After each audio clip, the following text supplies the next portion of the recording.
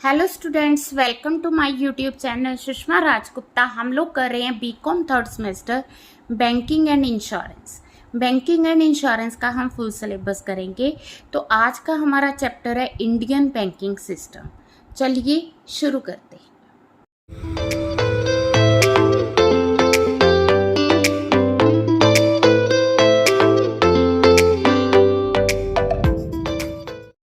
जो banking system है उसका किसी भी कंट्री की इकोनॉमिक डेवलपमेंट में बहुत इंपॉर्टेंट रोल है। ठीक है, किसी भी इकॉनमी की ग्रोथ के लिए बैंकिंग सिस्टम एफिशिएंट होना बहुत ही ज़रूरी है। तो बैंकिंग सिस्टम कहते किसे हैं? बैंकिंग सिस्टम एक ग्रुप या नेटवर्क है जो कि फाइनेंशियल सर्विसेज प्रोवाइड करते हैं कस्टमर्स को। ये पेमेंट सिस्टम के लिए, लोन्स प्रोवाइड करने के लिए, डिपॉजिट्स लेने के लिए और लोगों की इन्वेस्टमेंट्स के हेल्प करते हैं। ठीक है, तो ये कई तरह के काम करते हैं। ठीक है, तो जब हम बैंकिंग सिस्टम की बात करते हैं तो उसमें RBI, commercial bank, cooperative banks और डेवलपमेंट बैंक्स आते हैं। तो एक अच्छे बैंकिंग सिस्टम की फीचर्स क्या हैं? एक अच्छा बैंकिंग सिस्टम जो है वो इकोनॉमिक कंडीशंस के लिए, हर एक इकोनॉमिक कंडीशंस के लिए सूटेबल होता है। वो देखता है कि कहाँ से क्रेडिट प्रोवाइड किया जा सकता है लोगों को और कहाँ से वो डिपॉजिट्स ले सकता है। जो अच्छा बैंकिंग सिस्टम है ना, वो उसका फाइनेंशियल बेस भी अच्छा होता है, साउंड होता है। साउंड इस तरह से कि वो पब्लिक का फेथ है। अब देखो, मेरे पास 10,000 की सेविंग है, मैंने बैंक में पैसे जमा करवाने हैं, बट मैं अपनी सेविंग बैंक को तभी दूंगी अगर मेरे मन में बैंक के प्रति फेथ है। मीन्स उसके लिए ज़रूरी है कि बैंक की फाइनेंशियल बेसिस साउंड होनी चाहिए कि जब भी मुझे विड्रॉल की ज़रूरत है बैंक मुझे इमीडिएट प्रोवाइड कर सके। इसके अलावा जो अच्छा बैंकिंग सिस्टम है ना, वो लोगों की सेविंग्स को मोबिलाइज करता है। मोबिलाइज का मतलब है कि जैसे मैंने जो है मनी सेव करके रखी हुई है, मेरे पास ये एक्सेस मनी है, एक कोई बी पर्सन है, उसको इस मनी की ज़रूरत है। अब मुझे नहीं पता कि बी को पैसे की ज़रूरत है, ना बी को ये पता कि मेरे पास एक्सेस मनी है। तो हम दोनों के बीच में कौन काम कर रहा है? बैंक कर रहा है। बैंक मेरी सेविंग्स को बी तक पहुंचा रहा है। कंट्रोल क्रेडिट, जो अच्छा बैंकिंग सिस्टम है ना, वो किसी भी कंट्री की क्रेडिट को भी कंट्रोल करता है। आरबीआई जो है ज़्यादातर जो सेंट्रल बैंक है वो कंट्रोल करता है, उसके लिए वो पॉलिसीज़ तैयार करता है। उसके पास दो मेथड्स हैं, क्वांटिटेटिव भी कर सकता है, क्वालिटेटिव भी कर सकता है। इसके अलावा एक अच्छा बैंकिंग सिस्टम जो है यूनिफॉर्म पॉलिसीज़ तैयार करता है। ये नहीं है कि जब आरबीआई बैंक के लिए पॉलिसीज़ तैयार कर रहा है वो नॉर्थ के लिए अलग कर रहा है, साउथ के लिए अलग कर रहा है। वो पूरे इंडिया के लिए सेम पॉलिसी, यूनिफॉर्म पॉलिसीज़ तैयार करता है। और कोऑर्डिनेटेड सिस्टम है। अगर आरबीआई चाहता है कि क्रेडिट को कंट्रोल किया जाए, उसने कुछ इंटरेस्ट रेट को बढ़ा दिया। अब दूसरा जो कमर्शियल बैंक्स हैं उनको आरबीआई की पॉलिसीज़ के साथ कोऑर्डिनेट करना ज़रूरी है। जहाँ जो फाइनेंशियल इंस्टीट्यूशंस अलग से काम कर रहे हैं उनको इन पॉलिसीज़ के साथ कोऑर्डिनेट करना ज़रूरी है। अगर वो कोऑर्डिनेट नहीं करेंगे तो बैंकिंग सिस्टम सक्सेसफुल नहीं होगा। इसके लिए एडमिनिस्ट्रेशन जो है वो भी ट्रेंड होना चाहिए, प्रोग्रेसिव नेचर का होना चाहिए। ठीक है, मीन्स कुछ ना कुछ उन्होंने आगे बढ़ने के लिए मॉडर्नाइजेशन, एक अच्छे बैंकिंग सिस्टम में इनोवेशंस होनी चाहिए, अपग्रेडेशंस होनी चाहिए। मॉडर्नाइजेशन का होना बहुत ही ज़रूरी है। जब तक मॉडर्नाइजेशन होगी तो कोई भी कंट्री का बैंकिंग सिस्टम डेवलप नहीं होगा। इसके अलावा वो डायनामिक होना चाहिए, ठीक है, कि वो कंट्री की डेवलपमेंट में हेल्प कर सके। तो इंडियन बैंकिंग सिस्टम का स्ट्रक्चर क्या है वो हम करेंगे। तो मेनली इन्होंने 4 पार्ट्स में डिवाइड किया है: schedule banks, non schedules, development banks and innovative banks. ठीक है, तो इसमें सबसे पहले हम कर रहे हैं कि RBI, reserve bank of India. ठीक है, reserve bank of India India का सेंट्रल बैंक है। इसे हम अपेक्स इंस्टीट्यूशन भी कहते हैं। ये जितने भी इंडिया के फाइनेंशियल इंस्टीट्यूशंस और बैंक्स हैं उनको कंट्रोल करता है। ये पॉलिसीज़ तैयार करता है, ये करेंसी इशू करता है। इसे हम बैंकों का बैंक भी कहते हैं। इवन गवर्नमेंट ऑफ इंडिया के द्वारा ओन्ड और कंट्रोल किया जाता है। ठीक है। देन आ गया कमर्शियल बैंक। कमर्शियल बैंक वो है जो कॉमर्स रिलेटेड एक्टिविटीज़, जब हम कॉमर्स की बात करते हैं तो इसमें सारी इकोनॉमिक एक्टिविटीज़ आ गई। ठीक है। तो ये लोगों से डिपॉजिट एक्सेप्ट करता है, लोगों को लोन प्रोवाइड करता है। कमर्शियल बैंक का मेन मकसद प्रॉफिट अर्न करना होता है। इसके अलावा ये इंडस्ट्रीज़ की, एग्रीकल्चर की, रूरल डेवलपमेंट की, प्रायोरिटी सेक्टर्स की, एसएसआई की ज़रूरतों को पूरा करता है। ठीक है। तो कमर्शियल बैंक की जब हम बात करते हैं तो इसके आगे 4 पार्ट्स हैं। Public sector bank. Public sector bank जिसे हम गवर्नमेंट, जो कि गवर्नमेंट के द्वारा होल्ड किए जाते हैं। इंडिया में 12 पब्लिक सेक्टर बैंक्स हैं। ठीक है। तो अभी अमलगमेशन भी हुई है। ठीक है। PSB are Bank of Baroda, Bank of India, Bank of Maharashtra. तो ये हमें 12 बैंक्स बताए गए हैं। Canara Bank, Central Bank of India, Indian Bank, Indian Overseas Bank, Punjab National Bank, Punjab and Sindh Bank, Union Bank of India, UCO Bank and State Bank of India. तो ये public sector banks हैं। ठीक है। तो ये गवर्नमेंट के द्वारा होल्ड किए जाते हैं। प्राइवेट सेक्टर बैंक्स जो कि ज़्यादा प्राइवेट शेयर होल्डर्स के द्वारा जो है ओन्ड होते हैं, they are known as private sector banks. तो जो रिसेंट ज़्यादा डेवलप्ड बैंक्स है वो आईसीआईसीआई बैंक, एचडीएफसी और एक्सिस बैंक है। इनका भी इकोनॉमिक ग्रोथ में बहुत इंपॉर्टेंट रोल है। देन आगे फॉरेन बैंक्स। फॉरेन बैंक्स वो हैं जिनके ओरिजिन और हेड ऑफिस जो है अब्रोड में है, उन्हें हम फॉरेन बैंक्स कहते हैं। इसमें सिटी बैंक आ गया और एचएसबीसी और स्टैंडर्ड चार्टर्ड बैंक आ गया।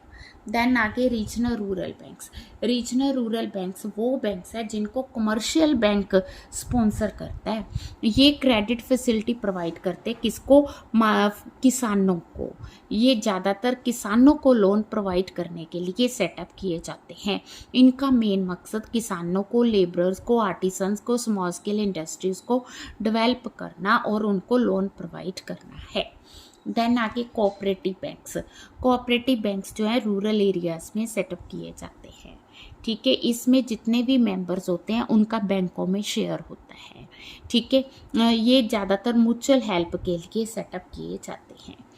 स्केड्यूल नॉन स्केड्यूल बैंक्स, तो वो जो कि आरबीआई के स्केड्यूल्स के अंडर आते हैं उनको स्केड्यूल बैंक्स कहा जाता है। जो नहीं आते सेकंड शेड्यूल में वो नॉन स्केड्यूल बैंक्स है। देन डेवलपमेंट बैंक्स जिनका मेन मकसद इकॉनमी को डेवलप करना है और फाइनेंस प्रोवाइड करना है, they are known as development banks. तो इसमें आ गया एसआईडीबीआई, आईएफसीआई, एनआईडीसी, आईबीआई, तो जो मेनली डेवलपमेंट पर्पस के लिए सेटअप किए जाते हैं। होलसेल बैंक, इनको इन्वेस्टमेंट बैंकिंग भी कहा जाता है। ये बिजनेस की, ट्रेड की, इंडस्ट्रीज़ की रिक्वायरमेंट को पूरा करते हैं। हाँ जी। नेक्स्ट है रिटेल बैंकिंग। रिटेल बैंकिंग जो है मास मार्केट बैंकिंग है। इसमें जो इंडिविजुअल कस्टमर्स है ना, जो बड़े कमर्शियल बैंक है उनकी लोकल ब्रांचेस में डील करते हैं, उसे हम रिटेल बैंकिंग कहते हैं। जैसे जैसे बैंकों की ज़रूरत महसूस हुई तो बैंकों ने रिटेल बैंकिंग जो है शुरू कर दी। Then branchless banking. हाँ जी। तो मॉडर्नाइजेशन का ही ये पार्ट है। इसमें क्या होता है कि जो बैंक्स काम करते हैं वो ऑनलाइन करते हैं या टेलीफोन पे करते हैं। इसके लिए उनको ब्रांच नेटवर्क सेटअप करने की ज़रूरत नहीं है। देन आगे यूनिवर्सल बैंकिंग। यूनिवर्सल बैंकिंग को मल्टीपर्पज़ या मल्टी फंक्शनल सुपरमार्केट भी कहा जाता है। इसे यूनिवर्सल इसलिए कहा जाता है क्योंकि ये क्रेडिट भी प्रोवाइड करता है, लोन, डिपॉजिट्स, एसेट्स को मैनेज करना, इन्वेस्टमेंट एडवाइजरी, पेमेंट प्रोसेसिंग, ये सारे काम करता है। ठीक है। जो है wide range of services provide करता है, उसे हम यूनिवर्सल बैंकिंग कहते हैं। स्मॉल फाइनेंस बैंक, ये एक तरह के निक बैंक है। ठीक है। इनका मेन काम जो है स्मॉल बिजनेस यूनिट्स को हेल्प प्रोवाइड करना होता है। ठीक है जी। देन आगे पेमेंट बैंक्स। पेमेंट बैंक्स ये भी मतलब मॉडर्नाइजेशन का ही पार्ट है। तो पेमेंट बैंक जो है एक रेस्ट्रिक्टेड डिपॉजिट, ज़्यादा डिपॉजिट्स नहीं लेते हैं और ये जो है 1 लाख पर कस्टमर तक लेते हैं। दे कांट इशू लोन, ना ही ये लोन इशू करते हैं। ठीक है, तो इसमें आ गया, तो ये लोन वगैरह तो प्रोवाइड करते ही नहीं है, रैदर ये एटीएम कार्ड्स की, डेबिट कार्ड की, नेट बैंकिंग की फैसिलिटीज़ प्रोवाइड करते हैं, सर्विसेज प्रोवाइड करते हैं। तो जो आरबीआई है उन्होंने अभी सिर्फ 11 जो है एंटिटीज़ को लाइसेंस प्रोवाइड किया है फॉर द पेमेंट बैंक्स, जिसमें आ गया Aditya Birla Nuvo, India Post, Paytm, Vodafone, M Pesa, Airtel, M commercial services and Tech Mahindra. Next हमारा टॉपिक है टाइप्स ऑफ बैंक्स। तो जो बैंक्स है वो 2 तरह के हैं, schedule banks, non schedule. Schedule banks वो हैं जो कि आरबीआई के सेकंड स्केड्यूल के अंडर आते हैं, उन्हें हम स्केड्यूल बैंक्स कहते हैं। ठीक है, अगर किसी बैंक ने सेकंड स्केड्यूल में, वही मतलब रजिस्टर्ड माना जाता है कि पहला उसकी कंडीशन है कि उसका बैंकिंग बिजनेस इंडिया में है, सेकंड उसकी जो मिनिमम कैपिटल है वो 200 करोड़ है। ठीक है, इसके अलावा ये आरबीआई की जो भी कंडीशंस है उनको सेटिस्फाई करते हैं। ठीक है, और ये जो है इंडियन कंपनी एक्ट के अंडर रजिस्टर्ड है।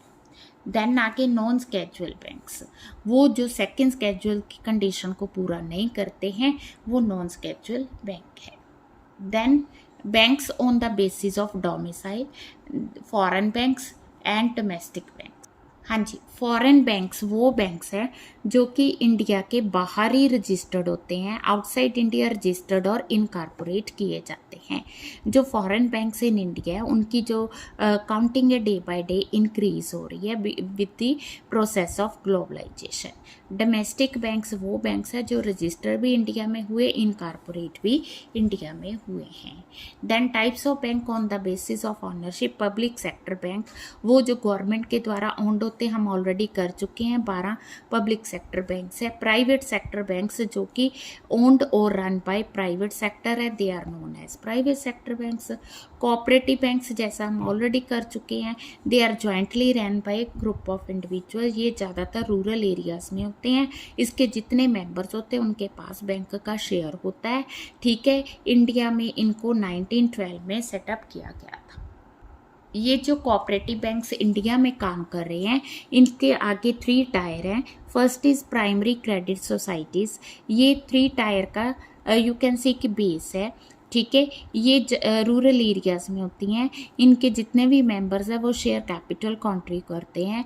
इसके जो मेंबर्स की लाइबिलिटी है वो अनलिमिटेड होती है। ज़्यादातर ये जो लोन प्रोवाइड करते हैं शॉर्ट पीरियड के लिए प्रोवाइड करते हैं। प्राइमरी के बाद आ गया सेंट्रल। सेंट्रल बैंक्स जो हैं ये डिस्ट्रिक्ट लेवल पे सेटअप किए जाते हैं। मेन काम इनका इनको फाइनेंस प्रोवाइड करना होता है। ठीक है, और उनकी जो एक्टिविटीज़ हैं उनको कोऑर्डिनेट करते हैं। देन आगे स्टेट कोऑपरेटिव बैंक्स, ये जो स्टेट कोऑपरेटिव बैंक्स हैं इनको अपेक्स बैंक कहा जाता है। मेन फंड जो है स्टेट कोऑपरेटिव फंड बैंक्स के पास होता है, ये इनको फाइनेंस करते हैं, ये आके इनको फाइनेंस करते हैं। इस तरह से इनकी वर्किंग होती है। Then types of bank on the basis of function, तो सबसे पहले आगे कमर्शियल बैंक। कमर्शियल बैंक जो है बैंकिंग सिस्टम का इम्पॉर्टेंट कॉन्स्टिट्यूट है। ये प्रॉफिट कमाने के लिए सेटअप किए जाते हैं, इंटरनल ट्रेड को मोटिवेट करते हैं। तो कमर्शियल बैंक वो इंस्टीट्यूशन है जो कि बिजनेस को शॉर्ट टर्म लोन प्रोवाइड करता है। तो कमर्शियल बैंक वो बैंक है जो मनी और क्रेडिट में डील करते हैं। बार बार यही पॉइंट आ रहा है कि जो कमर्शियल बैंक का मेन पर्पस प्रॉफिट कमाना होता है। इसके अलावा ये मनी क्रिएट करते हैं। किस तरह से क्रिएट करते हैं? बैंक्स को लोन प्रोवाइड करके। तो इसमें सबसे पहले आता है SBI, PNB, Canara Bank and इसके अलावा जो भी you can say public sector banks और प्राइवेट बैंक्स हैं जो डिपॉजिट्स और लोन्स में डील करते हैं, they all are part of the commercial banks. Then आके इंडस्ट्रियल बैंक। इंडस्ट्रियल बैंक्स जो है, इंडस्ट्रियल बैंक भी कमर्शियल बैंक ही हैं, बट इनको इंडस्ट्री इसलिए कहा जाता है क्योंकि ये मेनली इंडस्ट्री के लिए लोन प्रोवाइड करते हैं। ठीक है। ये इनका मेन मकसद लोन देना ही है। ये हर एक पर्पज़ के लिए लोन देते हैं और ये ज़्यादा लॉन्ग टर्म लोन प्रोवाइड नहीं करते हैं। ये आम पब्लिक से सेविंग लेके डिपॉजिट्स लेके फिर लोन प्रोवाइड करते हैं। बट जो इंडस्ट्रियल बैंक्स हैं इनका मेन मकसद मीडियम और लॉन्ग टर्म फाइनेंस प्रोवाइड करना है फॉर द इंडस्ट्री डेवलपमेंट। ठीक है, तो ये फंड कहाँ से लेते हैं? ये बॉन्ड और डीप डिस्काउंट बॉन्ड से फंड लेके आगे लोगों को प्रोवाइड करते हैं, इंडस्ट्रियलिस्ट को लोन प्रोवाइड करते हैं। हाँ जी, नेक्स्ट आगे एग्रीकल्चर बैंक्स।